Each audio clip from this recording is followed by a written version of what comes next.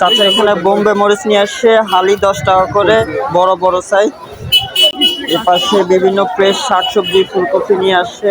আরেক খালা হচ্ছে গাগরার শাক, পাঁচমিশালি শাক, থানকুনি পাতা। আরেক চাচা 2টা লাউ নিয়ে আসছে। খালার মন খারাপ, খালার কোনো বেচা কিনা নাই, পুরো ফ্রেশ ফরমালিন মুক্ত। সবাই বেশি করে খালা থেকে কিনবেন।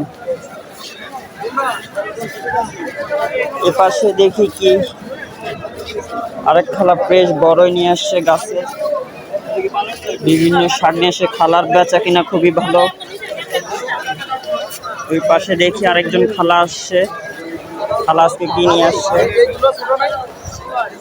খালা ধনে পাতা বড় এখনো দোকান চালু করে নেই, ফুলকপি, লাল শাক, সিম।